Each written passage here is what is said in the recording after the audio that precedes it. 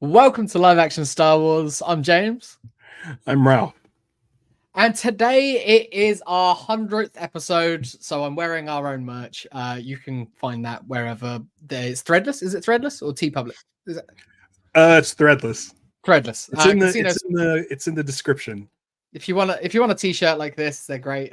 We've got a few other designs. Why am I plugging the show? We are going to talk about The Empire Strikes Back because Again. it's great. And yeah, you can never really talk about this film enough. 2 weeks ago for our regular episode, we did the trailers and it got us both hyped for Empire Strikes Back. So we thought, what better way of celebrating our 100th episode by talking about a film that we know, film that we love, and celebrate the love, literally celebrate the love. I looked at it and I think the last time we talked about this was like 2 years ago. Something like that. Yeah. It might be the last time I watched it through fully. Yeah. Yeah, me too. I'm at that stage now where like I don't tend to watch Star Wars unless we're covering it, which I kind of like because it gives me an excuse to go back to things when we are covering it. But it's also like sometimes I just want to watch the Star Wars. I mean, I think I've done that. I think I have done that with like Rogue One or Solo. I do that with those movies, and for some reason, Episode 1. Like I have a real hankering to rewatch Episode 1. I know it's the 25th anniversary. I do 19th. Because I'm seeing all the trailers and teasers and stuff for it. Yeah. Well, I'm on the 19th. I'm going to Dynasty's Typewriter in Los Angeles, where former guests of the show, Pete and Alex from the Star Wars Minute, and former guest of the show, Patrick Kottner, and the George Lucas Talk Show, along with guests, will be doing a read of the Star Wars Episode 1 script. Oh, I'm so jealous. That sounds amazing. I have an insider scoop that I can't really say, but I know who's playing Anakin, and it's going to be a lot of fun. So if you're in the Los Angeles area, I know Jeremy Kelly's planning on going. Stevie and my sister are going. It's my sister's birthday weekend, and like I had to already bounce out of like the Saturday thing for a very big thing that I told you about. I can't that I'm going to be going to a meeting of sorts. And then like immediately after that, I found out that Patrick sent me the link to get the tickets. And I'm like, oh shit. And so I told my sister, I'm like, this is also a thing I'd like to do on your birthday weekend. And then she's going to go. It's going to be fun. It's going to be really fun. I'm so jealous. I can't wait to hear all about it. Maybe we do like a data link recap of it, or like just talking about it a bit. Here's the thing. I don't know what time it is over there. It's probably early in the morning.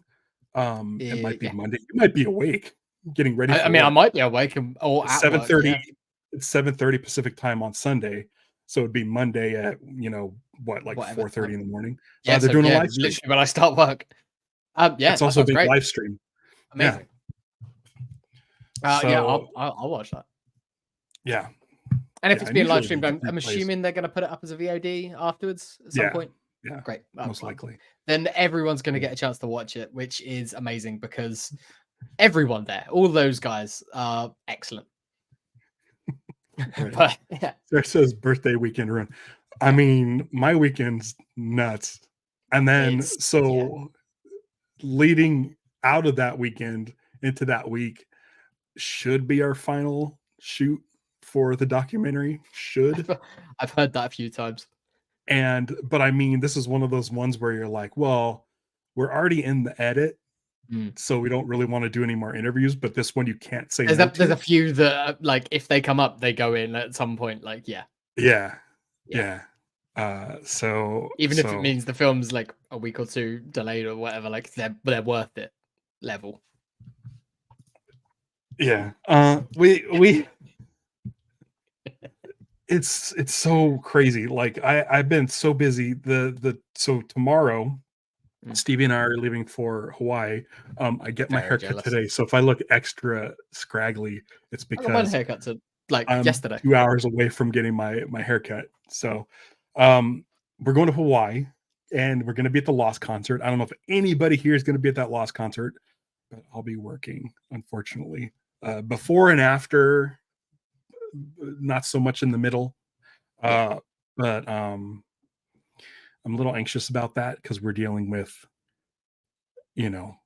some big names and unknowns. Will they be there behind the scenes? We weren't going to do it. We got requested by Evangeline Lilly to do it. great. Oh, I mean, you can't say no to that, can you? Like, that's a request that you don't turn down. and it's just going to be me. So Taylor, the director, is not going to be there. So it's going to be like me, Henry Cusick, Evangeline Lilly, Carlton Hughes, and Michael Giacchino. So we're going to try to see what we can do behind the scenes before and after the concert and get some stuff during the concert. That's cool. That I mean, that would be great for the doc. So yeah. Awesome. So a data link up in the air. Yeah, I mean, I think all of them are at the moment up in the air. Next Wednesday, I could do a show because I fly out to Greece next Thursday. So if I'm back from Hawaii on Tuesday. Okay, well, potentially a data link next week. We'll figure that out. We could do our Admiral Mahdi episode. I think would be. Oh, that'd be fun. Yeah. I say we do that. Yeah, cool. The following week there won't be an episode. So in 2 weeks' time there won't be a regular episode because I'll be out of the country. And last time we did it, it was for a show and it was a pain and my internet was rubbish in the hotel room. So there's no show this time around. So I'm not going to do that. That's fine. That's fine. So 101 will come in a few weeks. Yeah. But we could give you a data link next week. Admiral Motti next week sounds fun. I think so. Yeah. It's like, I mean, I need to check what time. Like, if we're leaving at stupid o'clock in the morning, then I might not be around. Yeah. Stevie's always wanted to go to Greece and Greek tacos. There are 2 taco places on the island that we're going to, and both of them follow Top 10 Tacos on Instagram. So I think we're gonna get some Greek tacos. I mean, everybody listen to Top 10 Tacos. We get very excited when a new episode happens. That's great. Thank you. So a new episode came out yesterday. So if anyone wants to hear about some more tacos, that was yesterday. The other guys. The other guys, yeah, they're really cool. They're really good. I really liked them. I think I preferred them to Liz, but I thought they were excellent. I think you should have included the lamb. Yeah. I mean, they would have gone high for that, but we've heard from them, and they might be adding that to the menu as a regular item. So we'll see. That's crazy that taco places are paying attention. Yeah, those guys were all over it. They recognized us when we got there. So. Oh, really? Oh, yeah. Oh, boy. Yeah. It's awkward because it's so awkward because we don't want any sort of special treatment or anything like that. We want the menu items that everyone can order. That's sort of. Do they sit there and just stare at you in the window? Like, I mean, we had to leave. Like, we had to walk away a little bit because it was like, no, I don't want you. Don't look at me. Don't look at me. That's crazy. But yeah, That's so it was fun. Yeah, it's good. Yeah. So we'll see what it's like when we get to Greece. I mean, if the place looks terrible, we're not going to. But from the pictures and everything, they look all right. Yeah. So we will see. But that isn't Star Wars, and people are here for Star Wars. I know. I think here's the thing, though. Like, we've done 100 regular episodes. Yeah. Like, and it's how many do you think we've done total? It's got to be 120 plus. I can look it up. So if you want to vamp it a little bit, but it's one of those things where I'm kind of tired of Star Wars. Yeah, I was looking back through our feed, and we've only done 2 data links this year, and I think that is quite telling. Like, it's also been busy. It's been busy. There's no shows on at the moment, so we don't need to sort of fill the off weeks or anything like that. And we're doing data links sort of sometimes can take away from what could be regular episodes. So while we've still got time to fill before the Acolyte starts, we can save them. Next week we'll do one because we don't have one the week after, but yeah, it's all good. Yeah, I think it's funny that we have hit both Star Wars and Empire twice and have yet to do Last Jedi. Yeah, I'm not brave enough yet. We haven't done Last Jedi and we haven't done Rogue One, but Rogue One we're potentially waiting for. Have we? Yeah. Okay, I will absolutely. We did cross it off on our list. I'm pretty sure we did Rogue One. I mean, actually have it. Yeah. So yeah, Last Jedi is the only movie that we haven't actually properly covered. Then A movie that I love. Yeah. I mean, we could probably cover it a second time before we get to The Last Jedi. Yeah, probably. I mean, I love both of them. I think they're both excellent movies. Yeah, subsequent years, weren't they? 2016, 2017. Good, solid back-to-back years. Yeah, Empire Strikes Back. I watched it last night. It was Liz's first time seeing it in years. She originally wasn't going to sit and watch the whole thing with me. She was going to take the dog for a walk. She was going to like have a soak in the tub, but we started and she watched the whole thing. Even when I nodded off, like, because it was fairly late and I worked stupid hours and I'd been up for a long time. So I nodded off at one point, like sort of half dozed. I was still sort of listening to it. I can follow the film with my sleep. And she was like, she was hooked. She was into it. So it was fun, and I wanted to watch it with her because it's not brand new eyes, but watching it with sort of fresher eyes than I did means I pay attention to other things or different things as sort of you notice them. And yeah, I made a couple of notes because there was a couple of little bits that I noticed that after 37 years of watching this movie, I've never seen before or never noticed or picked up on. I don't think I noticed anything new. I mean, but which version did you watch? Tiny things. I watched the one on Disney Plus, which I believe is the same iTunes as. Version. Yeah, I think that's the same as the iTunes one because they're the two that I've got easiest access to. Yeah, and so my version that I watched that you probably also watched has the "You're lucky to get out of there" line. I've got that down. And I don't know if we discussed that 2 years ago. You're lucky to get out there, or you're lucky you don't taste so good, or whatever. You don't taste very good, doesn't it? You're lucky, you're lucky you don't taste very good. Yeah. Which do you prefer? You're lucky you don't taste very good. Yeah. Yeah. And it throws me when I hear "you're lucky to get out of there" because I'm like, I know it's changed at some point, but I can't remember which word. That's the one change that I can never remember which way round it flips. Yeah. The other similar one is in Return of the Jedi with Lando, or Han, like "Don't worry, I can see a lot better." Yeah. Or yeah, like that bit. It's they're two line readings that I can never really. Don't worry, trust me. Don't worry, trust me, or yeah, don't worry, I can see a lot better. Yeah, I think is the one that got changed. I can't remember if they changed that back at any point. Like they're two line reads. I can't ever. You have to watch Return of the Jedi again. I'm sure we'll do it again at some point. Yeah.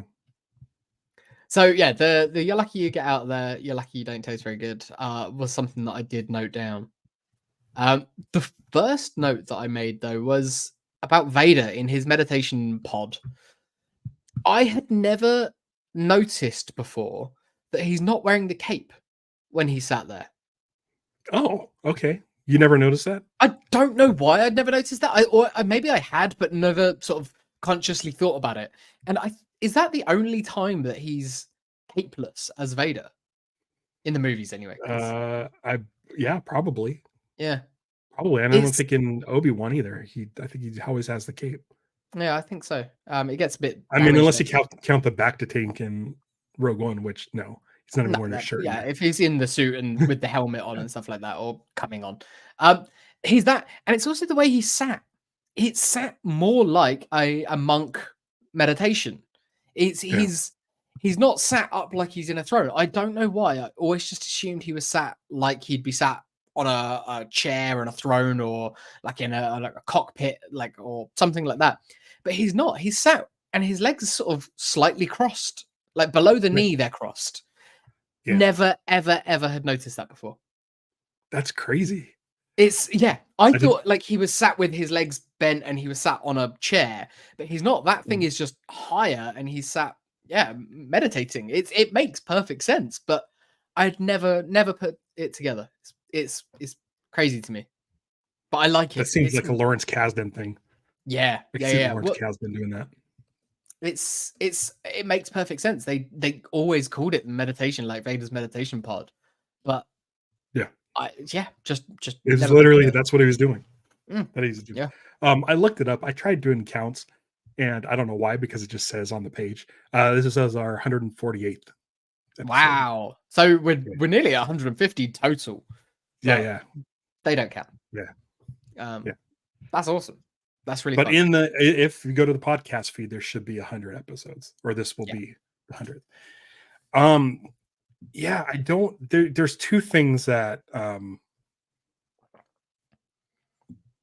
that I felt were different this viewing, Mm. and I don't know. I don't know what it was, but I really noticed the cinematography in this one. Mm. Um, and I believe I'm going to say this because I've always said Rogue One. Rogue One is the best looking Star Wars movie. I know people think The Last Jedi is. Yeah. Um, but I mean, it's all. I mean, for me, Rogue One I think looks the best just because it's all handheld, and It's so the so sets different. look It's more so real different. Yeah. from Yeah. every Yeah. angle. Whereas uh, Last Jedi looks more theatrical. But no, it's The Empire Strikes Back. I think looks the best. I can't argue with that either. Like I'd say I put my hand up for Last Jedi because I think Last Jedi's got better frames. I think it's got better sort of like still single frames. But this, in terms of cinematography for motion picture, it's But even perfection. looking at this, I don't like, think there's a there's wasted a shot. It's point. like literally, it's that whole every frame a picture sort of thing. Like it's There's a shot that I noticed that it's Boba Fett telling Vader, he's no good to me dead. That stuff. Mhm. Then it cuts to a wide, and they're finishing their conversation in the middle of the frame, and on the two ends of the frame you have Han and Leia Mm. just staring at each other as the Yeah. conversation's going on. And I never really thought about it, but I was just looking at that and I'm like, how is that not everybody's like banner for their, Yeah. social media pages? It's It's such a good shot. The it's a lighting, greeting card. It's like it's the that should be the shot for the "I love you, I know," because it's that with yeah, them in the middle of this. Yeah. the the shot of Leia in the cockpit before she sees the Minoc. Also, the lighting is amazing. There's this Mhm. glow The coming up from the glow. monitors, and then as she sits up closer, the glow goes away, but then you get lighting from the outside, like hitting her in the face and stuff. And I'm like, this every cockpit shot in this movie is the best looking of any Star Wars. The Mm. first Star Wars, it looks cheap. Yep.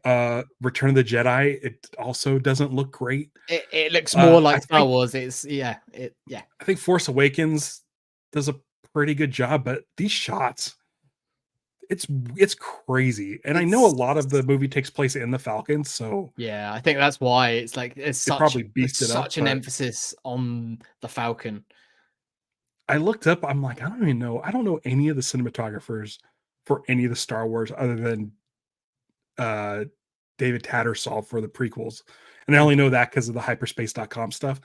Okay. Um, so I looked it up and I already forget the guy's name who did this, but he also did like Eastern Promises and he did like Oh wow. a bunch of like crazy Naked Lunch, a bunch of movies, and I'm just like, why didn't they bring this guy over for Jedi? Because I The think rest. the Jedi, I think, has the worst cinematography of the original trilogy. I Um, wouldn't argue that. We don't want cast, we but want it made me wish that cinematography was more people, Peter Shishitsky? yeah, yeah, Shishitsky. Yeah. I would never have been able to pull that in a million years. no, and we should be able Yeah. to pull that Yeah. out. Yeah. Like, so okay, so while I was watching this and watching the Battle of Hoth and just seeing like how much more bigger of a scope this movie is as opposed to the first Star Wars movie, and it made me wish that there was a world where people believed in Star Wars before it was released, where it got this kind of money, and maybe Irving Kershner directed the first one, with this kind of budget, with this kind of Yeah, it's like cinematography. a known quantity before it even Yeah. goes in. Yeah. Yeah, and then like with ILM sort of already established. Like they weren't like doing stuff on the fly as they were making the movie. Like like I would love, like, I don't know, like a week before Empire Strikes Back, they remade Star Wars using the people in that state, your Dennis Murans and all those guys. Ben Burtt, the sound design in this is crazy.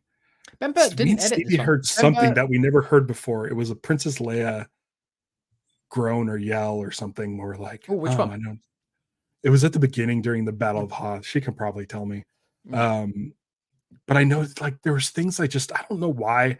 I just noticed Ben Burtt stuff more. Maybe because I had the home pods playing louder, but the best, like the most amazing thing to me, which I was like, God, he's a genius, was when Wedge takes out the AT-AT. Yep. And the AT-AT's falling. Yeah. And you hear the metal creaking. Yeah. But it sounds like a animal moan. Yeah. At the same time. And I'm like, I bet there's something in there. I bet there's an animal moan in there. Yeah. There's probably a walrus mixed with a bear. Yeah. I'm listening to another podcast series at the moment, Dissect. They go through albums like one song at a time and go real deep into the music. Like it's the sort of thing that Chrysanthi does over on Star Wars Music Minute, but for just like random albums. And at the moment, he's going through MF Doom's Operation Doomsday. No, I don't know, one of the MF Doom albums, and he's talking about that, and it's like 19 different samples and things like that in that album or in this one track. And I'm like, that's the sort of thing that Ben Burtt's doing whenever he does anything, like, because there's just a little bit of this like layered in there, and it's just that texture that he adds to it is incredible. Stevie says, I'll tell you what though, something that I did notice sound wise with this is there's a lot more reused R2D2 noises in this one than we think about. In like, we all know that like come prequels, come sequels, there's a lot of reused droid noises. This one had a lot of reused R2 noises from A New Hope. Which I think is fine. I think some of them are fine. Like especially if it's in context. Yeah, kind of like, and when they're being used in the same context and things like that, it makes sense because he's essentially saying the same thing. But I just noticed it this time around because I was looking for those minute little details. Yeah. Stevie mentions when Han grabs her hand and yanks her up and pulls her in the tunnel when they're being attacked. For some reason, I don't know if it was a new sound, but we both kind of perked up when it happened. I think when she's sort of like trying to refuse to leave because she's trying to get everyone else out, that bit. When she's running and the wall collapses. Oh, right. Oh, there. Han grabs her. Yeah. Oh, yeah. No, I didn't notice it. Yeah.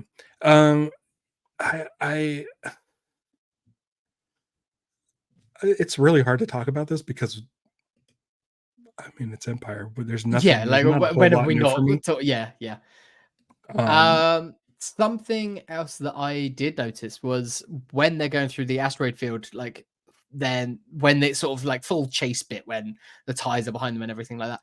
Never really clocked that 3PO is in quite a lot of the shots, in the forward shots, like the face-on shots. He's holding Chewie's shoulders, like to brace himself. Oh, really? Yeah. I didn't notice that. Yeah, it's like he's so weird on a ride or like riding a horse or something like that. He's literally holding on to Chewie's shoulders. When it cuts back and they relax, he sort of is sat back down and his arms are down by his side a bit more. But like, yeah, holding his shoulders is like it's so human of him as a droid. That's probably Irvin Kershner, I'm assuming. I mean, I feel like that, or it's Anthony Daniels, and that when they're shaking it around, he's like, "I'm in this suit. I can't brace myself very well. I need to hold on to something." Also, it's foreshadowing, right? Yeah, he's on his back. Yeah, he's on his back. Like, so here's the thing: George Lucas directs Star Wars. It's great. He directs the prequels. They're fine. I've grown to appreciate them, but they don't have that kind of subtle nuance. He's directing them as a Flash Gordon serial where the characters are one dimensional, and there's not a lot of subtlety in their sort of characterizations. Um, so I feel like that's what makes this one feel so much different.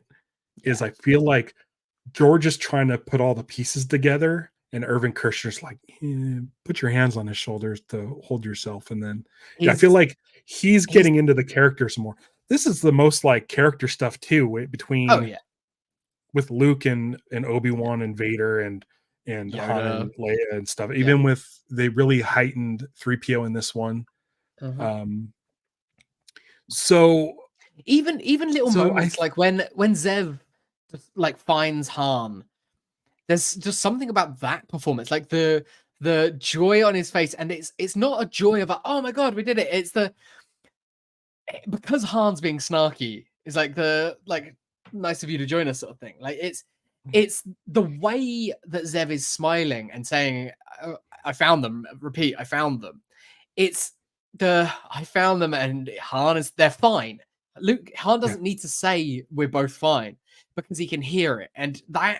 that sort of level of recognition there, and that's the sort of Han's being regular, he's being normal and sarcastic, so he knows everything's good. It's a yeah, relief. yeah. There's no It's not hurry up, get down here. yeah. It's He's that's being a that's dick. the He's premise. being an absolute dick, which he is through a lot of this film, especially like before they get to before the cave, I'd say. He's so snarky, like more than ever before. Like, yeah. And I think that's why this is the best Star Wars movie. Yeah. Because here's the thing. I, I, the whole point of the show is we're trying to be positive. We don't like that Star Wars is always being talked negatively by assholes. So I'm like, well, let's just create our own little corner where we can be positive.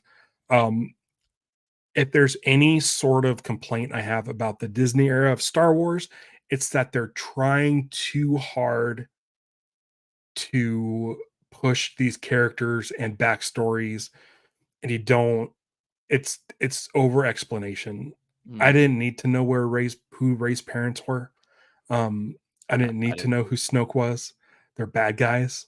There was Yeah. a point where I didn't need to know where Darth Vader came from, but then it was told to me. Mm. I didn't need to know where Boba Fett came from. I didn't need to know about that.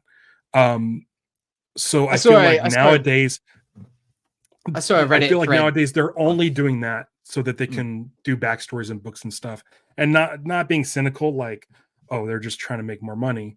It's like I don't really care. I don't need to know. Like for me, Maz Kanata is perfect because she comes in, she's not explained. You can kind of understand her character from her surroundings and stuff. mm. And I don't need to read the books to find out her whole backstory, and So that's great. even now in the books, they've done Maz well because she'll pop up in some stuff. She pops up in the High Republic and things like that.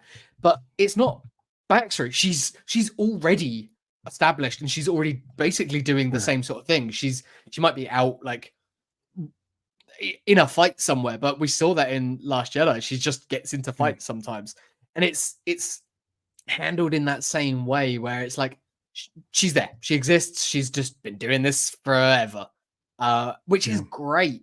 That's the sort of insert them in when you need to in a book because it's a character that we've heard has been around forever, but it just gets involved Yeah. sometimes, but doesn't need to be integral to anything, but is Mhm. always around. So I like that sort of Yeah. thing. You talking about like the Boba Fett backstory and things. I saw a Reddit thread on somewhere the other day, and it was someone complaining about something about like Boba Fett meant to be the greatest bounty hunter of all time. And I was like, no, no, no, no, no, no, no, no. There's nothing in there. That was something that came from like the Bantam era of books and things like that, books and comics after this, because everyone just decided that that was the case. There is Yeah. nothing in the text that says that he is this greatest bounty hunter. He's just a guy, probably just a guy who had a lucky hunch, in the same way that Mhm. Han will have a lucky hunch sometimes. Um, so I like when they just make him a guy. So yeah, Book of Boba Fett, they elevate him up a bit more, but they've taken some things away, which I'm a big fan of. But then they also still need to go into a lot of detail, make him integral to all the other bits and bobs, which I don't need. Yeah. Yeah. Which is why I like this movie, because in Star Wars, there's no character development. No, It's just, here's the farm boy, here's the a princess, archetypes. here's a Yeah, scoundrel. yeah, They're basic archetypes. yeah. And then in this one, you just get a little bit more of the personality. Mm-hmm. It's not It's, over explained. We don't get yeah. Han's backstory. He doesn't talk about his parents. He doesn't do anything like that. The most we You get just is get to that know he him has a more. history with Lando, and it's not. We don't get to find out Mhm. what that history is. It's just they have a history. Yeah. And with Leia, we know that Han Solo has a heart of gold because he ended up Saving the day. saving the day at the Battle of the Death Star, and that's great. And so it's like they're playing off of that, but not crazy. We don't need to know about Han Solo's backstory, although, and even in the Solo movie, we get a little bit of it, but it's not like super overly explained. We still don't know No. who his dad is. We don't know who his mom is. We don't know, any of that stuff. But in there, they just talk about that, and it's not Yeah. part of who he is. It's not explained. It's just like there is something, but it's like we still don't know anything about Leia. I know she had a father that was on Alderaan that exploded in the last movie, but other than that, we don't really get more of an insight into her character, other than we get to see her more acting as a general. She's in a military position in this one, definitely. Yeah, because in Star Wars, we get a glimpse of that. Yeah.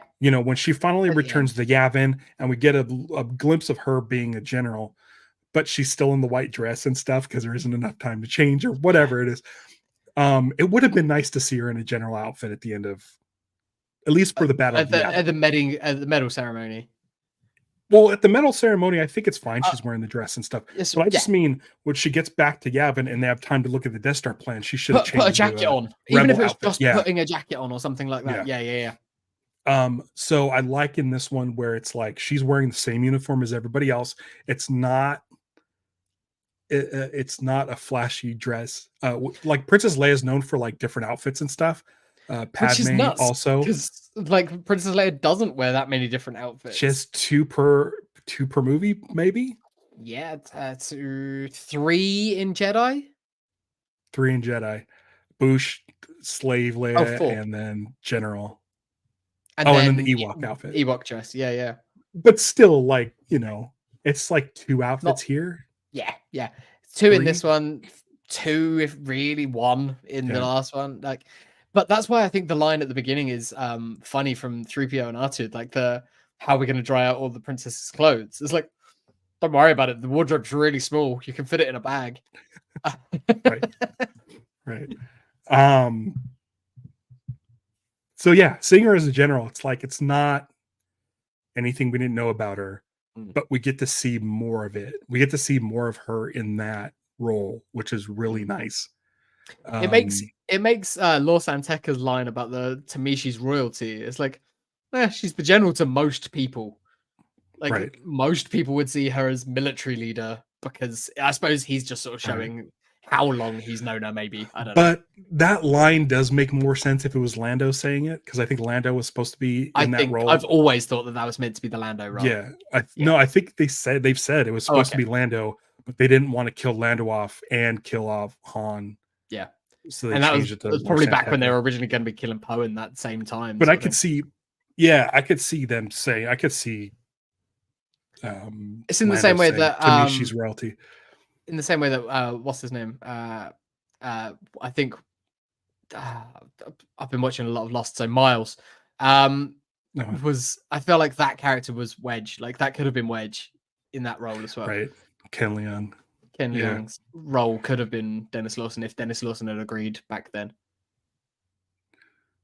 Yeah, he should have. He didn't want to do that one. Yeah, he should have. I love Ken Leung and I really like that character, but he didn't want to do that one. Yeah, he was like really like, nah, I'm good. He was on a show. He was on a show over here at the time. So he might have just been like, yeah, I'm good. Should have talked to his nephew. Yeah, he would have talked him into it. So yeah, I think what makes this the best Star Wars movie is you do get more character stuff, but it's not over explanation, Mm. which I've I need never it. liked with any other Star Wars thing. No. The prequels, I think it may be a little too, there's not enough characterization.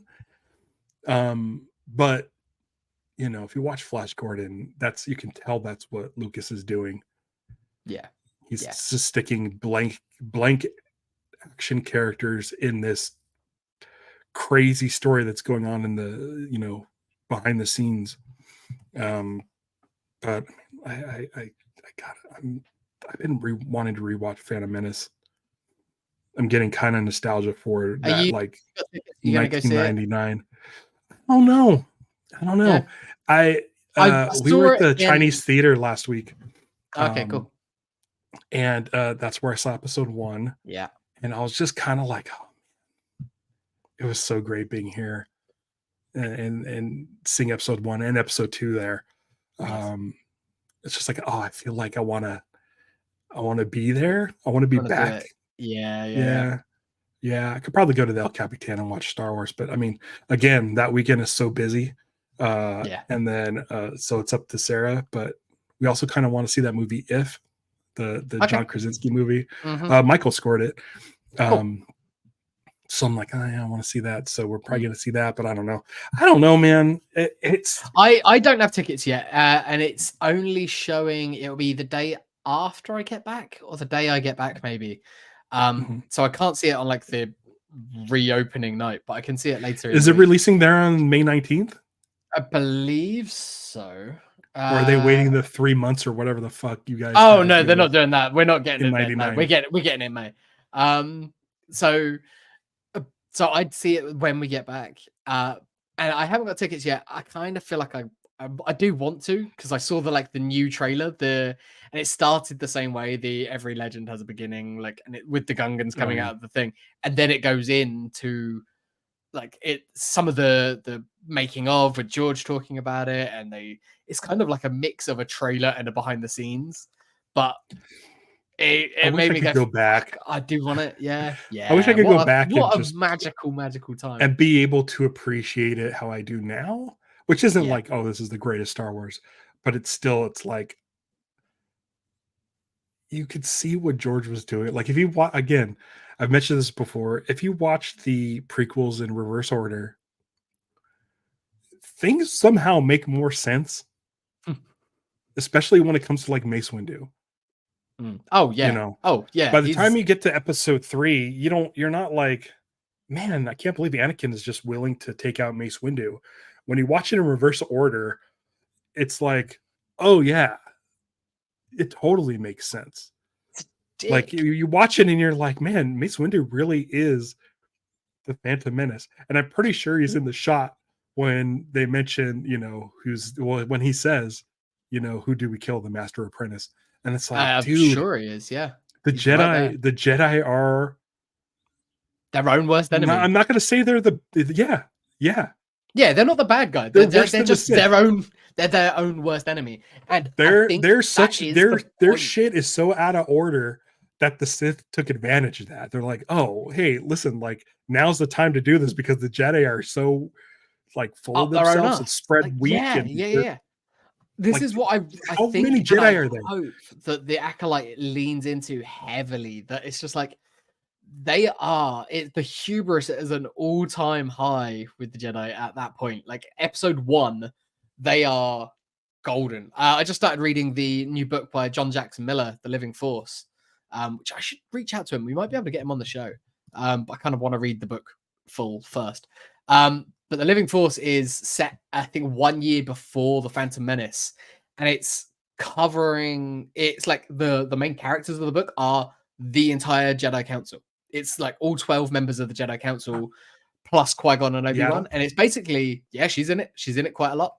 Yariel Poof's in it. Adi Gallia's got quite a lot in it so far. Like, they're all there. It's great. And it's Qui-Gon challenging the Jedi Order, the Jedi Council to like go out there, like get off your asses, go out there and do something for the galaxy. that's a main story kind of beat in Green Lantern with the Mm. Guardians of the Universe. So the Yeah, yeah. Guardians of the Universe are like this council that So high oversee and everything in the mighty. whole Yeah. universe, and it's like Sinestro's always going in, Hal Jordan's always going in. It's actually in the movie. Mm. It's Yeah, one of the vaguely things remember. the movie gets right, and it's like, Sinestro is listen, quite a Qui-Gon-y character. Like, yeah, yeah, it's like if Qui-Gon had lived and fallen, which is what Dooku sort of suggests that he probably might have done. He might have followed him, which I don't disagree with that point. yeah, yeah. It's yeah, it's one of those things. It's like I don't know. I'm gonna get into the Green Lantern movie, but the like so the Green Lantern movie it ends super abruptly, and it's like very bizarre. The whole thing was Hal Jordan is fighting Parallax on Earth, flies up, takes Parallax to the sun, and Parallax goes into the sun. The Mhm. way it was supposed to go was Hal essentially, who had already talked to the council, was like, "You guys are idiots. There's Green Lanterns dying out there because of this thing. You need to go check it out." Yeah, thumbs up. That's the good part. Then at the end, when he's finding Parallax on Earth, he takes Parallax and leads him directly to the Guardians Mm, on Oa. And so it's a big sort of space battle with a bunch of all 3,600 Green Lanterns versus yeah. this thing. And then Hal takes him to the sun from Oa and then launches it. But the whole thing was like all of that shit got cut out. So Green Lantern's like the ending is so Bloop, bad. bloop, bloop. Yeah, yeah, But yeah. it's like it's all set up like these councils, and it's probably in like Shakespeare and shit, where it's like you have a council of elders, and it's almost like America right now. I don't mean to get political, but it's a bunch of old men who are Yeah, so out of touch, and it's yeah. like, fucking, come on, dude, you guys have your heads up your asses, and it's just, Maybe go out there and I see don't what the know real problems are before you start making decisions on them. why can't why has this story been around forever? Yeah, because it never Why gets can't resolved. anybody change this fucking story?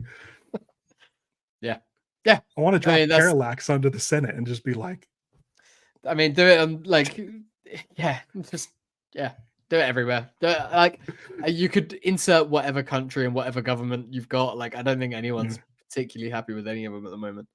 Alison Troy said Jedi cinematography sometimes looks like an episode of the A Team. Yeah, 100%. And I feel the same way about Last Crusade. I don't know what it is. I think they get lazy. I love Last Crusade. I Just don't. I Mm, think the cinematography is bad in Last Crusade. And it's the mm. same DP in like all the Spielberg ones. It just every time I think of Donovan's apartment and it looks like a bad sitcom, and outside the window looks like a bad backdrop. Um, Oh yeah, there's a lot of bad backdrops in there. Yeah, yeah, yeah. yeah. Maybe. But Yeah, maybe. I suppose. I mean, ooh, this is gonna push a button for you.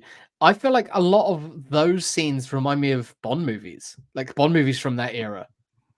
yeah, Like the the Donovan's 80s. Yeah. apartment, the Venice apartment, and all of that. That always reminds me of like Bond movies of that era. So Mhm. yeah, Yeah, the 80s. Which is funny because I'm trying to segue, but it's not a very good segue. The director of those movies are John Glenn, who did all mm, the 80s Bond movies.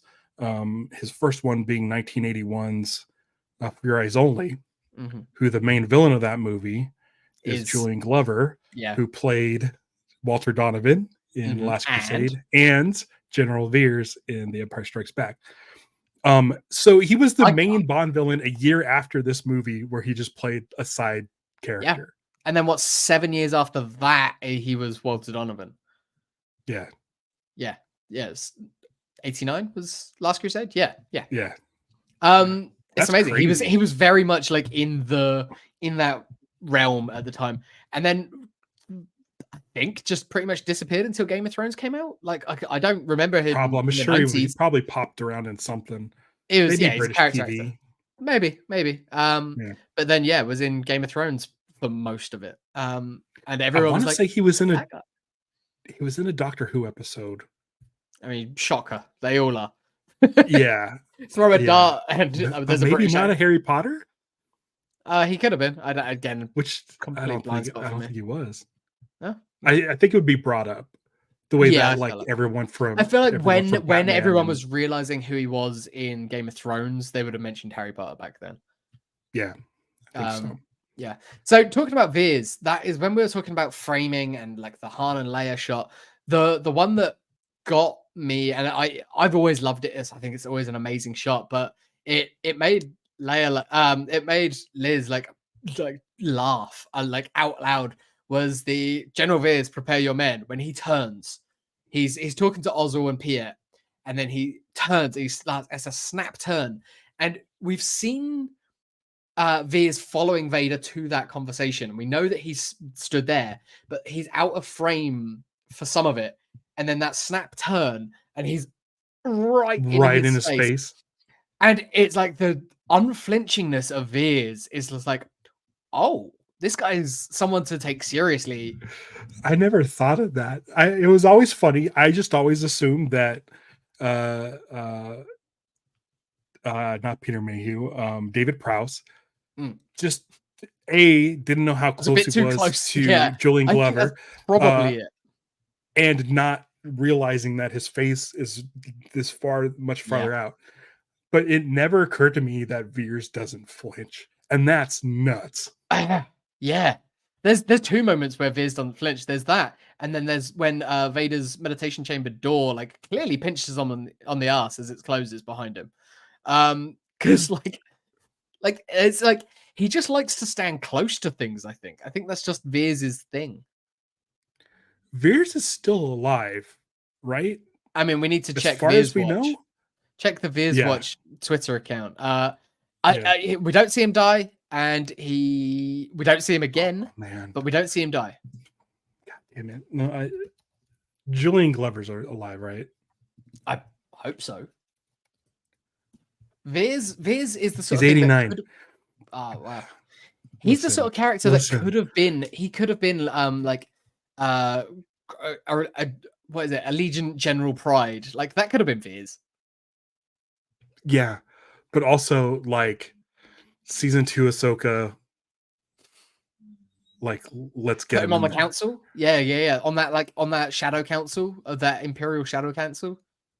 Like he's 89, but I guarantee you he would do it. Like what's like a higher rank than general? Like admiral? Is admiral higher? I don't know. Yeah, I'd say well no, because you got Admiral Ozzel and General Veers, and it's similar to Admiral Motti and General from the high ranking dude.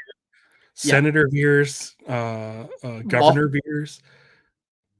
What if he's been given a planet by the Empire and it's never been sort of reacted to the Resistance or the New Republic? Yeah. He set up an Imperial base on Hoth or something like that, in the remnants of Echo Base, like anything like that. Like, yeah, Veers would be awesome, and he could be on that council with Pelion and all of these other guys and things like that. That'd be great. I'd love to see it. Why not make it happen? And I know it's one of those things where I'd just be like, ugh, got to bring back the old characters, but I feel like it's funny, isn't it? Because there are certain ones that you would absolutely turn your nose up at, and you'd be like, oh, it doesn't need to be that guy. But yeah, did you see the new Ghostbusters? No. So in the new Ghostbusters, they go to the library for the first Ghostbusters, and the dude who was the sort of the director of the library or whatever, the head of the library, was the same actor from 84. Oh, okay. Like the dude that says, like, what does that have to do with anything? And he says, back off, man, I'm a scientist. That guy was in the new Ghostbusters, and it's like, I haven't seen you in years. I'm like, they actually point it out. But here's the thing. Here's the thing with Veers is that a year later he became more of just the background character actor, and so he was like insanely underutilized as General Veers. Yeah, totally. Like, let's give him a meteor role and we can get that, because I mean a lot of the sort of Mandalorian era has to do with the fallout of the fall of the Empire. It's the Imperial remnant. And so let's just get him in there. Yeah. That would make me more excited than Cad Bane. Yeah, I'd agree with that. Like, I'd be fine with someone playing a younger Richard E. Grant as Pride. General Pride in that era as well, because we know that he was from the old Empire, and so that's a character that got through all of that, but we don't know where that plot line's going. But if all of those guys and Gideon and Pelion and but yeah, Veer's working for Thrawn, or he's Thrawn still going out there, like yeah. I mean, there's not a lot of people from the original trilogy left. No, we've had our Wedge cameo, and also I don't think he would ruin anything by bringing in Veers. No, he's not been seen or had anything done with him since. Yeah. I wonder how Veers Watch is doing. Like that was a great fun Twitter account. But I don't know if they've made the jump over to Blue Sky or a nicer platform. Yeah, I don't know. I really haven't been on Twitter. I only go on it for the movie. And even then, I don't do. There is no Veers Watch on Blue Sky. Bummer. It started up. Yeah. Hold it for them until they decide to make the jump. Yeah. Maybe they went to Threads. Who knows? So we talked about it in the past. This is the best film to come from the special editions because it was had the one that had the least done to it. Love all the stuff that they did with Cloud City, and some of the other changes are just good. Cleaning up the edges and the snow speeders, all of that. Like, yeah, the Boba stuff's fine. It's good. I like having the voice change now. Like I didn't at first. I think I bucked at it at first, but I'm fine and cool with it now. Still not keen on the shuttle Tidarian, or the Tidarium, the Vader shuttle going to That is what I've got as my note. It is my least. No, saying it's my least favorite special edition change is wrong. But it's Jedi Rocks. It's might be Jabba the Hutt for me. It might be Jabba the Hutt for me. It might be. It's between those two. It's definitely between those two. But this is definitely, I'd say, number 3 because it's an unnecessary shot. Like I'm fine with the shot of Vader saying "Prepare my shuttle" and leaving, seeing him take off, like walk to the platform, take off, and I'm fine with him like approaching.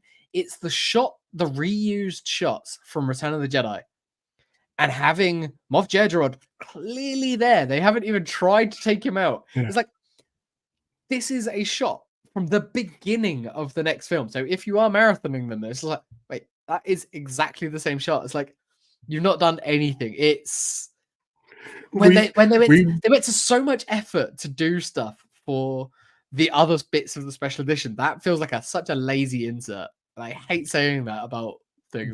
When I watched this, I remember we 100% talked about this on the last time. We covered Empire. And it's one of those things where I'm just like, yeah, it is bad.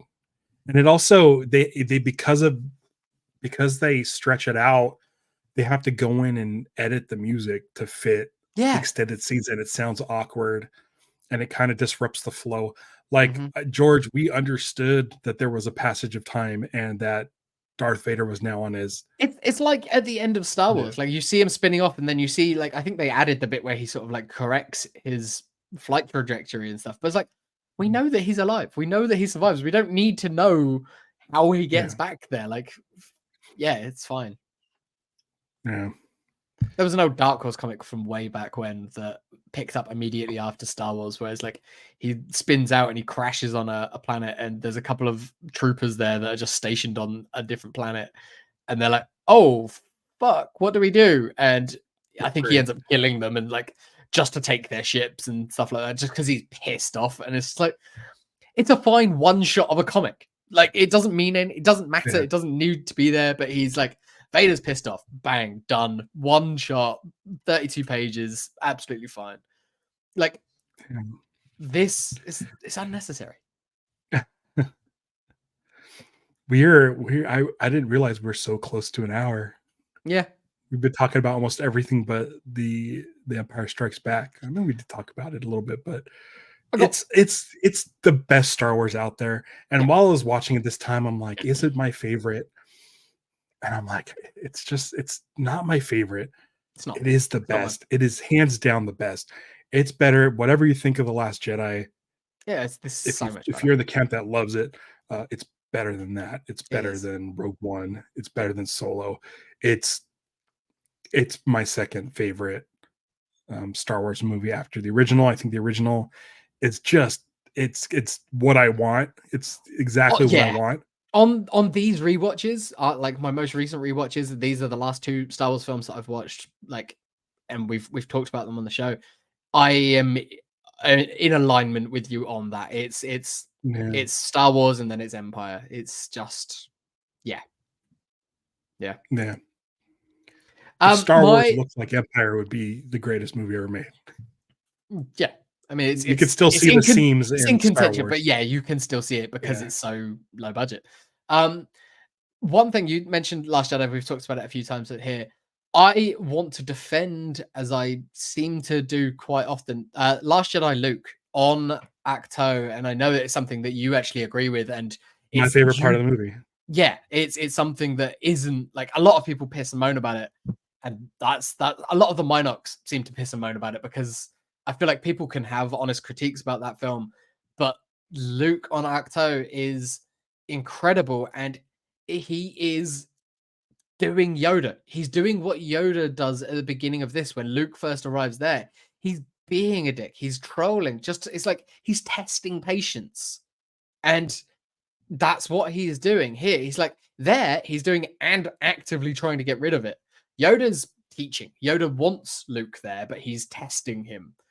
And there, Luke is given up and he pushes him away, but he's doing it in the same way. He's like, I'm not going to be the person you want me to be, and I'm going to lean so far into it so that you leave me alone. And it's character building for Rey because she won't do that. She won't break. So yeah, like defending Last Jedi Luke through the eyes of The Empire Strikes Back. And then you have Luke in The Rise of Skywalker, sort of fulfilling his prophecy of being a Yoda, the next Yoda, by pulling the X-Wing out of the water. Yeah. It even used the same music, which I thought was a little too much, but it's also one of those things where it's like it's framed in such the same way as well. Like it's like we want to see Luke be the hero, and just because the middle act he's sort of an a-hole jerk, like you got to wait for the rest of the arc to be before you get mad at it. Yoda's great. I think the only reason Yoda works is because he acts like a Muppet at the beginning. Yes. And when he shows up, you're like, oh, here's a crazy Muppet creature on this weird planet. He's kind of played as comic relief. So that when that turn comes and the audience and Luke realizes, when he starts talking to Obi-Wan, he completely changes his composure. Like, and it's the so you're able to take him has way more serious. You take him way more serious in that moment than if he was just a regular guy. The fact that he was so over the top Muppet made his serious version that's much more serious, and I this time around really appreciated that. I'm so glad he's a crazy Muppet right now. Yeah, if he came in and was stoic, and stoic and like Yoda that we know, like Jedi Master Yoda, he would have been too like, it's just a puppet who's just sat there doing not a lot, like not moving around much. He's on his back, yada yada. But yeah, because he's so animated at the beginning of it, he's all over it. And even if let's say you're a kid who watches these movies in episode order, maybe you think it's not Yoda. Maybe you think Yoda, it's a planet full of Yodas and it's a goofy, like a zany Yoda, but I don't know. Probably not. Probably not. But you've seen Yoda do sort of the weird and wacky and playful stuff if you've watched Clone Wars, because he does that a few times in Clone Wars. And watching it this time round, like I pointed out to Liz, and I sort of said to her, when him and R2 are sort of bickering with each other, I was like, the funniest thing is they know each other. Yeah. And I feel like it's not, it's in the same way that Obi-Wan kind of probably does recognize R2, and R2 definitely knows Obi-Wan. I feel like with that, R2 is maybe going, "Are you okay, bro? Like, what's up?" Whereas here, I feel like R2 has seen Yoda do this sort of thing before, and they've had their own adventures before. And it's like, it could be seen as weird, but I feel like it's an understanding that they have between the two, where like Luke doesn't speak droid. It's like I don't know how I feel about the characters who can understand like R2 that don't need a translator, because I quite like that disconnect. There is a language barrier there that is good, because it allows R2 to kind of be withholding at times. And him saying to Luke, you get there, because he knows why Luke's going to Dagobah, but he doesn't know that Yoda's on Dagobah necessarily, and he doesn't know what state Yoda's going to be in.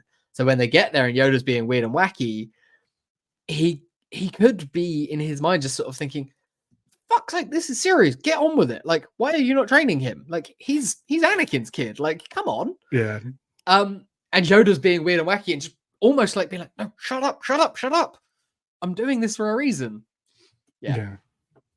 It's an interesting dynamic that I noticed more in this one, thinking about it. And it's all totally retroactive. None of it was planned. Yeah. Same with like Luke and Leia and the kids. Like, none of that was planned for them to be siblings at this point. Like, there was going to be another, there was going to be a sister. It wasn't going to be Leia, but it's retcon in the fact that it's retroactive continuity, not in a we're changing things sort of way. Yeah. Cool. It's good movie. Yeah, if you don't it's know, a great if you've never movie. seen it, I recommend it. Yeah, highly recommend it. See the first one first, though. Yeah, probably. Yeah. Yeah. Yeah, I don't have much more. Congrats, I guess. I'm doing 100 regular. Yeah, congrats to you, Ralph. Thank you for all the hard work. We don't say it enough. Ralph does all the heavy lifting with this. I just show up and chat shit. So thank you to Ralph for doing everything. This is great. I love doing the show, even when we're not sort of really in our Star Wars excited bag about too much. Star Wars. As I said, I'm excited about some books and the card game and stuff like that with Star Wars at the moment. But otherwise, I'm like, yeah, it's fine. I watched the Bad Batch today. Yeah, it's fine. I get excited about the old ones still. Yeah. It's hard not to when you sit down and watch them. Like, there's just something about it when that fanfare hits at the beginning. It's just like, that's all it takes. It's all it takes. Yeah, let's get it back in the next movie. Yeah, I'd be fine with it. Let's get the Fox logo back at the beginning. I don't think they're going to, but we'll see. Maybe. It'd be a way of like doing a restart. Maybe not the next one, but like maybe if they do name the Rey, if they do number the Rey movie as 10, then that's the time that you can bring it back. Yeah. Put them in the new ones too. All right. Cool. So are we doing Admiral Motti next week? Yeah, we should. I'm back on Tuesday, so cool. I should. As long as I'm not like leaving at stupid time on Wednesday or anything like that, then I'm cool with that. I will check. I will make sure. Keep an eye on the socials and things like that for updates. But as it stands, we should be back next week with a data link at the regular time, talking about Admiral Motti. So I don't know too much about Motti. So if you've got Motti facts, either do I. No. I have one fact. That's my favorite fact. Oh, save it. About Admiral Motti. Cool. So thanks to everybody who's listened to all of these and watched them and it shows up in the chat and everything like that. Yeah. You guys are great. I mean, this isn't definitely not a brag. Let me just check real quick where we're at subscription wise on our YouTube channel. Yeah. We're 5 away from 500. Oh, come on. Like that, if we can get to 500 with our with our 100th episode. That'd be lovely. Yeah, and if you're just we an don't have audio a big listener, audience, but I really like the audience that we have, and it makes such it's all a the difference. good people. Yeah. So if you're just listening to this on the audio, go over to the YouTube channel and subscribe. We just need 5 more to hit 500, and you'll get those other 48 bonus episodes that aren't the regular episodes on the podcast stream. Yeah, there's got to be 5 of you that are just listening. Come on, it's just click. You don't need to watch it if you don't want to. We need to get Allison on. Yeah, Allison, you need to come on the show. Yeah. Follow us on almost all the socials. We're not really active on X/Twitter anymore, but we're there on Blue Sky to at least drop when episodes are and what they're going to be and stuff. So yeah, Blue Sky is great. I'm not really active on much. Yeah, Instagram I'd use for like promoting podcasts and things like that, and sometimes I put up pictures if I've done something fun, but I don't really use much, and I don't really miss it. But we're there, so and follow the show because if only for give us a reason to be there. Yes. Yeah. Until next week. Thank you everyone for joining us, and don't give in to hate. Celebrate the love. Punch it.